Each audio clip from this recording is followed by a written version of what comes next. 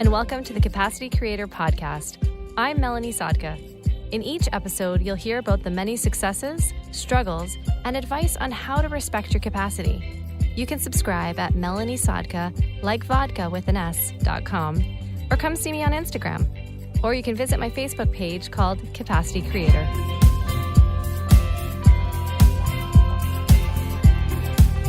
Welcome back, everybody.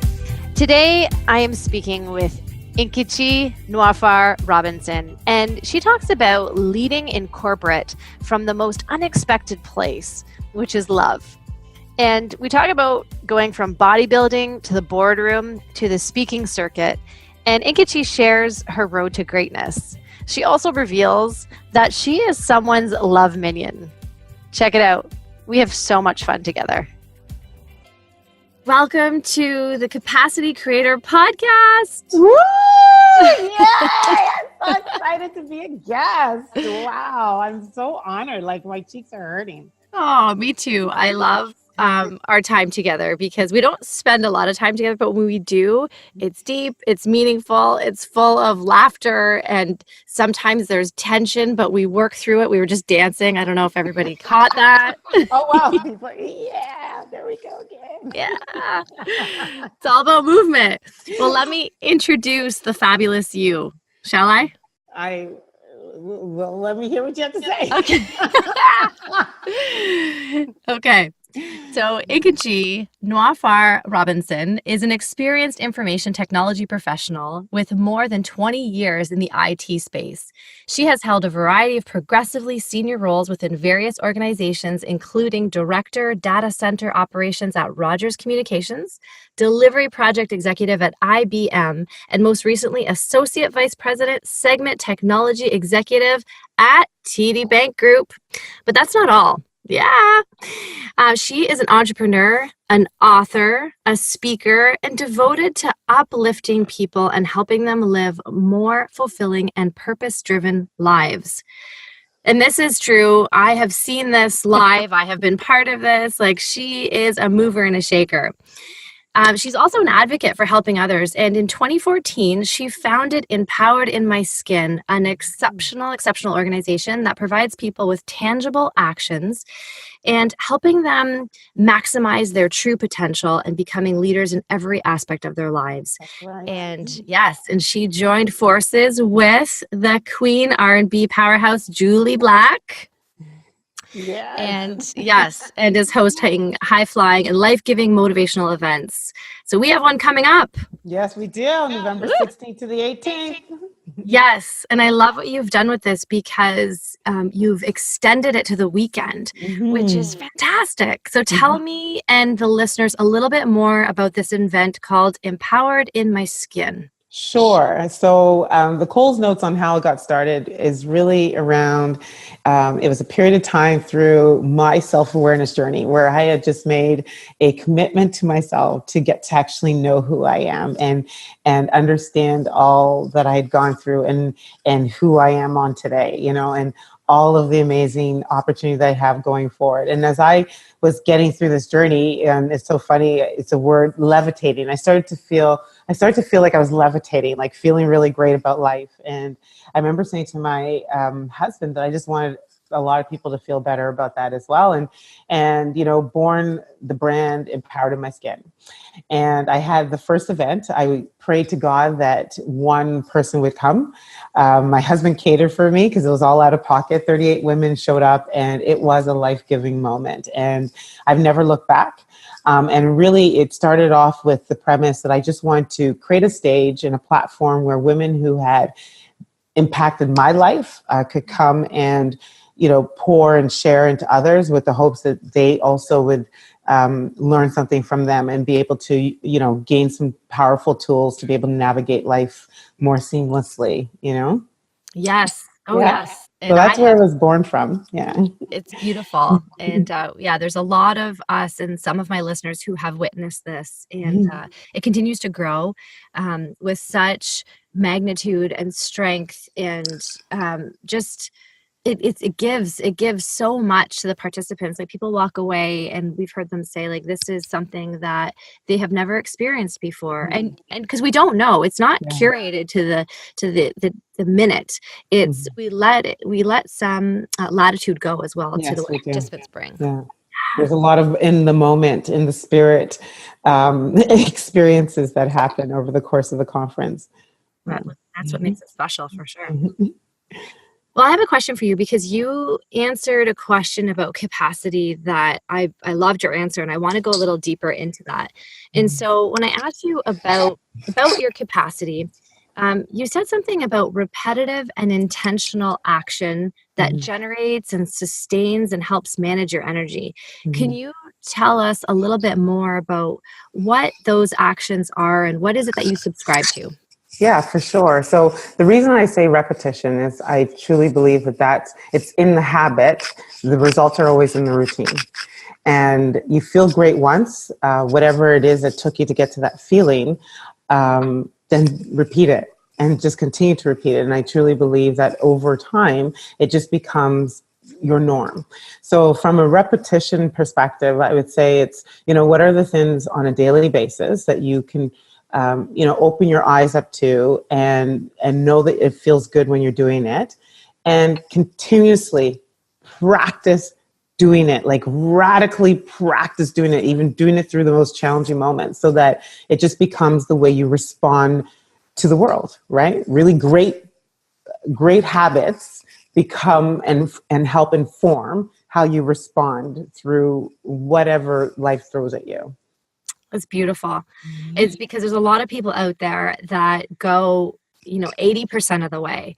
Mm-hmm. And, I've talked about this a little bit in the past too, is earning the right to fail. But if you only go 80% of the way, or if you're not practicing repetition, or if you're not going the full way, you don't have the right to fail at that point, right? And Exactly. so, and I think from your bodybuilding days and your fitness days, I think this probably gives this much more meaning as well, Right. in terms of Right. bringing that repetition. Right, for sure. I mean, I think the skill that, or the experience that I've gone from bodybuilding has demonstrated that as I prepare for a competition, it's not that I wake up today and tomorrow I'm competition ready. It's a journey, and the journey usually is anywhere for me from, could be anywhere from 12 weeks for a really strong athlete to 22 weeks for, depending on where you're starting from, and in that journey, the the results are going to show and shine on that day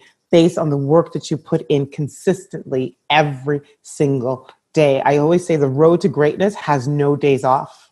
Right. It actually has no days off. And I always, and that 80% is so important, because what happens is that 20% will feel heavier than the 80% of glory, right? And I Yes. have a mindset that I often present to my team or to people. In fact, I'm getting ready to do a webinar on it, and I call it the next. It's like a next mentality, a forward-thinking mentality. And for me, it's always about, if it's not now, how do I know it's not next? And if Oh, I believe and have faith that it's next, then I'm not going to stop now, wow. So right? say that again. If it's not now, what's next? Am I saying that If right? it's not now, Yes. it is going to be next, It is going to be next. right? And if I stop now, I Yes. won't actually know that it was actually next, like either the next day, the next moment, the next week, the next month, whatever it is. You have to believe that in the now, so far as you are staying committed to, I almost say what your personal religion is, like your personal belief system is. If you stay committed to that and you hold on to that, then in the now, be present and just make sure that you're practicing those actions. And I guarantee you, whatever it is that you want will be next. I love it. Yeah. I love that, because I think there's something about manifestation, and there are people who believe in manifestation and there are people who don't. They think it's just a bunch of BS, but it's Meanwhile, true. they're living a manifestation. But anyway. Yeah, exactly that, right?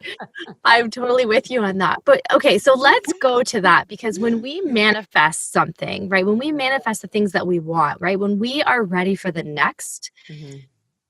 stuff happens. Yes. We've chatted about this, like, you've been blessed with so many opportunities. You've been asking the universe, you've been preparing for these opportunities. And I just want to anchor that back to when these opportunities present themselves, Mhm. how do you manage capacity? Like, what do you say yes to and what do you say no? What's your system? So I would say that along my journey, and I think the spirit of staying positive generates will bring to light that which is not. Okay, Hmm. so that's key. So I think when the not so positive shows up, you have to expose it to the light, and you have to ask yourself, is it there to serve me? And if it is it there, does it require healing? If it doesn't need healing, let it go. Because in my opinion, I think to have capacity in my life, I have to continue to be moving in a positive, healthy environment, space, Yes. And I think that that's key number one. If you're inundated with things that are not serving you, then it's going to feel weighty. So to answer more the questions that you just asked, a lot of what I am inundated with are really amazingly positive things. So, but I still recognize that I can't say yes to everything. And Right. so I think at that point, no matter how great it feels, I also think that what I'm learning now is sometimes somewhere in your journey, you have someone else that you've met who can probably use that opportunity. And you have to be confident enough to say, I'm going to hand that off to another safe person to take and to fly it forward. And you'll still get joy and it's a manifestation of sort. Because you're able to give to somebody else, right? I think it's in the spirit of giving. So I think to answer your question, when a lot of great things show up, you still need to weigh it and say, what truly are the ones that I should be saying yes to, and then what are the great things that I can actually give away, right? Yes. So I've learned very, very well, and I'm still learning like the negative really exposes itself, and probably because I live in such a mindset of positivity that when it doesn't feel like it's evident that it's not positive and it's not there to serve me, and I have to make a decision: heal it or let it go. Wow. That's some of the best advice is heal it or let it go. And if we could stop at that crossroad and make a decision and just follow that path to the next, like this is the next. I love it. Like you need a podcast, you know this, right? It's called The Next or something. I'm on your podcast. That's I good for right know. now. I don't have the Awesome. capacity yet to do it. Is it something you're manifesting? That would be a great one. Heal it Yes, or let it go. I love it. Next caller. You got it. I'll be on it. I'll be on that podcast. I want to switch gears a little bit too, because you have been a ray of sunshine in the corporate setting.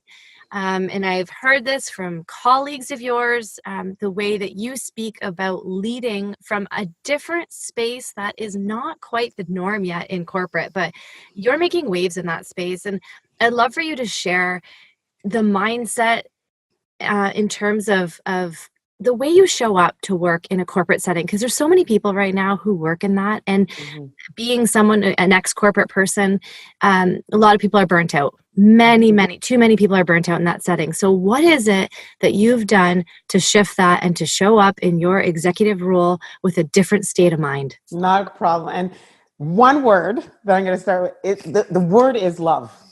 How I Ah, show up, okay? It's love. yes. And so I have to tell the viewers, like, we did not even rehearse this podcast, but I have to share this story very quickly. Okay. I don't know whether it's you, Mel, or whoever's watching, probably we all tuned into the royal wedding. Okay. Ah, okay. We watched Bishop Michael Curry take the whole world to church. Like, it was crazy. Like, I even watched back and I saw like some of the British people like they were like shocked. But it was beautiful. His sermon was a sermon of love. And he opened it up with a quote from Martin Luther King Jr. that talks about the redemptive power of love. And then through it, he talked about, imagine when love is the way. when love is the way, imagine our schools, imagine our workplaces, imagine our governments, he says, when love is the way, the earth would be a sanctuary. I mean, that was a mic drop moment. And Yeah. I remember I was with Julie, we listened to it one time, I cried, listened to it a second time, I bawled. The third time, I was like, oh my God, I woke up and I felt like I needed to be his love minion. And so I went online, I found the transcript of his speech and I put it on my phone. I kid you not, it is a note on my phone. Wow. And I promised myself from that day forward, that was going to be my radical message that I share everywhere I go. Because it was sort of, when you hear something, you're like, man, that's actually what I've been sharing, but I've never really shared it with that level of clarity. Right. And so I said, yes, I'm going to bring love, and not the romantic type of love. No. But the love that means that there's no hate. And in my opinion, anything that's around judgment, discouragement, indecision, jealousy, all of that stuff is hate. We know what it feels like to be loved. We know what it feels like to love. It feels great. And so that's where I lead from. In corporate, yes, I use the language. I love you. I see you. I honor you. I respect you. I've got your back today. And I truly believe when you can show up like that, like I don't worry about the experience I have at work. I focus and I'm very intentional about the experience I want to have at work. Yes. And that's what I bring into every meeting is that love. I deploy love at work, in corporate, in technology. There you have it, people. Like love and technology in corporate. Like I swear to you, like you have to have like this high frequent vibe going on to be able to execute this and live like this. And you, my dear, I love, it's just so lame, but I love what you do. See, love. See, I love your love. Like I just, but okay. So, because some of our, I believe you, I know you, you're legit. 110,000%. But I know there are probably some people out there saying, okay, Nkechi, like that's all great in theory.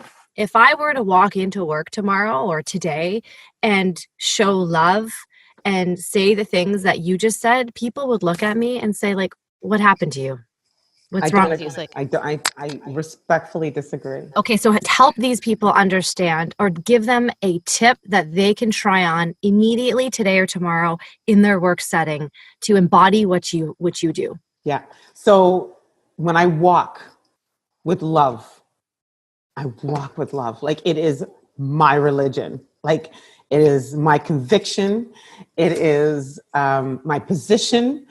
And it's me constantly on a daily basis doing the work to make sure that I'm loving myself enough. And I think when you get to that space, only authenticity comes back. And that's the key. If you believe it, then there's nothing that you can't move from wherever it is to a place of love. And people will then believe it back. Because that's what you talked about. It's spirit. It's energy. Right? So first of all, to adopt it, you need to believe it. And I would say then, sometimes after hearing this podcast, you might be like what Mel said, a non-believer.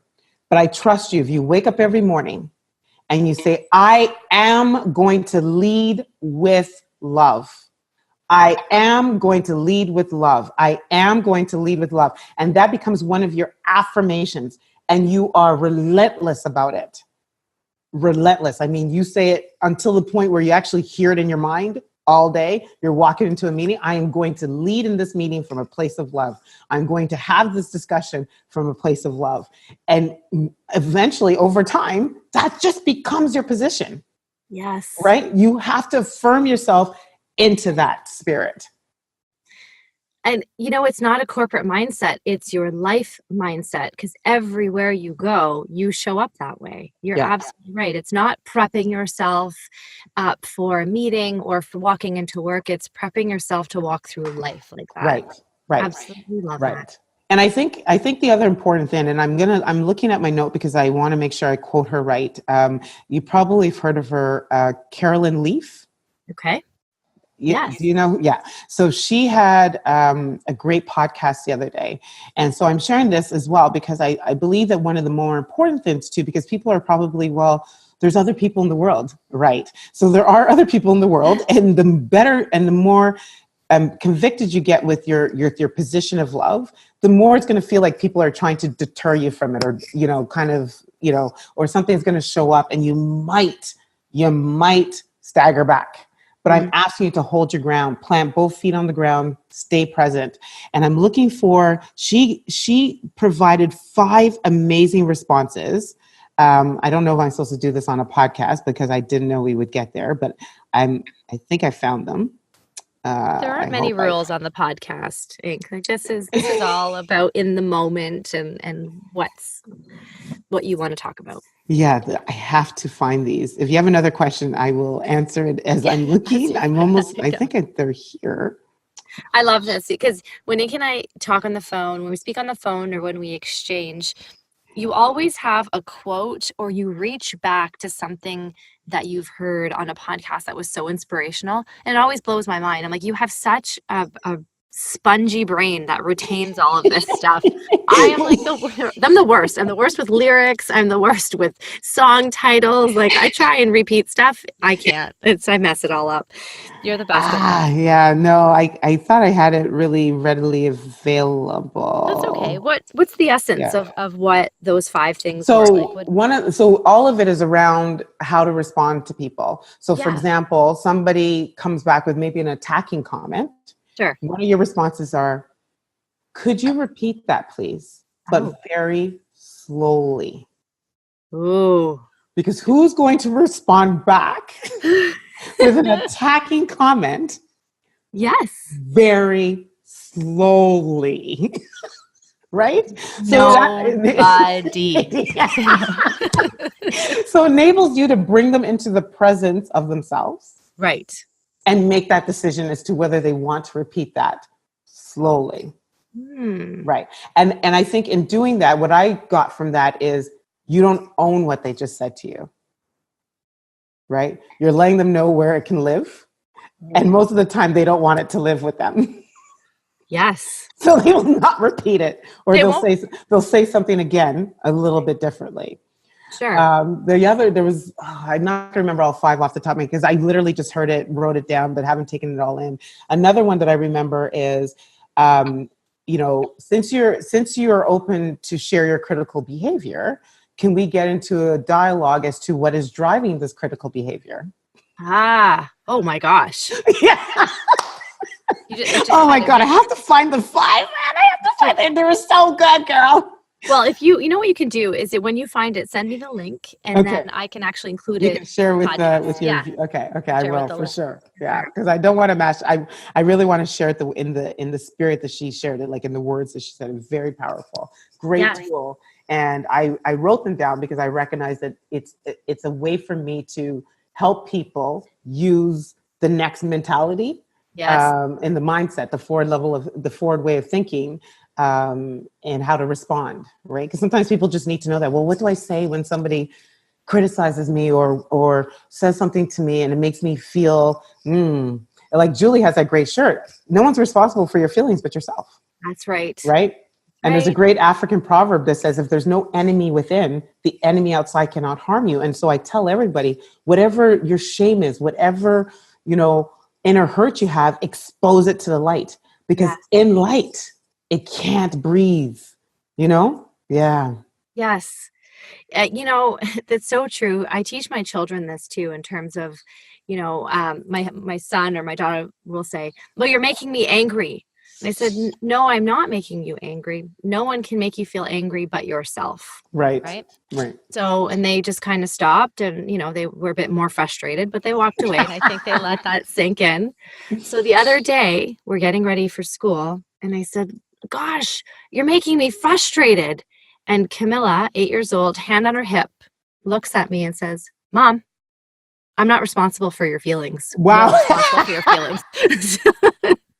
So, I mean, it's such a great lesson that, we are the ones in control and we're so 100%. quick to deflect, right? We're so quick to place blame on other people. 100%. So for you, What's next? Oh my gosh, what isn't? So there's so for example, let me just break down from a career thing. Sure. I had a moment in my career, like I got to where I was getting to, and I got here in a time when I had um, sort of changed my lens as to how I look at career success. And so it had no more to do with title. And then as I focused on serving, right, in the organization that I worked in for like just at the position that I was in, greatness came in return, right? And so I'm now in this elevated position, and I never really intentionally thought about what is next from a career perspective, because beyond everything that I'm doing, I still want to drive my career. I still want to demonstrate what is possible, and how you can just kind of grow and continue to build from a very authentic space and not have to conform to anything. I want to be able to demonstrate that for others. If Sure. there's anything I can leave people with in corporate America, is you can be yourself and you don't have to conform. And so just yesterday, I was in Montreal, and the inspiration of sharing conversation with other eagles, I call them eagles, people with like elevated mindset. I got to the realization that I'm in a great space. I'm in technology. And what I really need to do is I need to be very, recognize that I can, whatever it is that I'm passionate about life, I can definitely mold my career to follow that path, right? And so Yes. I realize that I'm really about social change, right? I care about humans, okay, and inclusion, it doesn't matter what type of human. I care about all humans, Yes. and I really do believe that technology is both good and has a bad effect on it as well. So what I want to start to do is really focus on my creative spirit as to what I can do within technology space to develop, healthier technology that us humans can use to better our lives and improve who we are. So I recognize that in the role that I'm in now, or in the organization I'm in now, probably what I then need to do is I need to be in a space where I can create with developers, create with the innovators. And so, so that clarity came to me. So from a career perspective, Wow. I feel like that's the space I want to get into. I have not been in a true developer role, owning a product and driving it forward with the business and, with other stakeholders in the organization. So very excited about that. Amazing. And then just in general, just what I love to do, which is empower people to help them feel amazing in the skin that they're in. And part of my skin is the November event is going to be amazing. We're just pouring so much knowledge and wealth. And I don't mean WEALT, but WELLTH, wealth into people, both financially and emotionally. So I'm excited about this weekend and what it's going to unfold. More recently, Julie and I got recently approved for charity. So we had the pleasure of serving last year in Kenya, as you mentioned, and now we had a desire to, take things globally and really go to the four corners of the earth, like Anthony Bourdain, who was my hero. Amazing. Anyway, but the four corners of the world where nobody really hears about it, and again, expose it to light and show the beauty of the humans that live in these places and help to empower them to be able to, do all that they possibly can within their means. We've seen how happy people could be with so little. Yes. And sometimes all they need is somebody to help them figure out how do they sustain, in various pillars of their life, right? So we want to bring that into different parts of the world. Wow. Hank, you are a superhuman, a superhero. I love ya. You're amazing. I trust that the listeners have really extracted some inspiration out of this, and to lead with love, to be authentic, to stand in their power a little bit more. You're really setting a beautiful example of what we could all be doing a little bit more of. So thank you so much. Thank you. I appreciate this amazing offer to be on your podcast. Like, this is so awesome.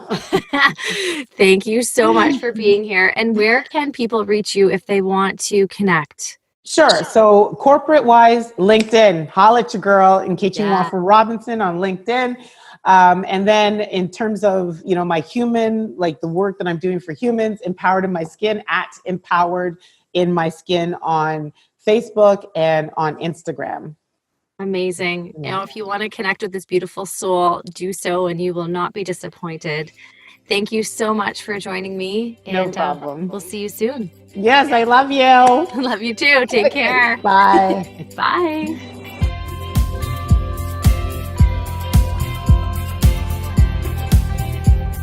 Capacity Creator is produced by me, Melanie Sadka, and recorded by the amazing team at Hive Studios in Hamilton, Ontario.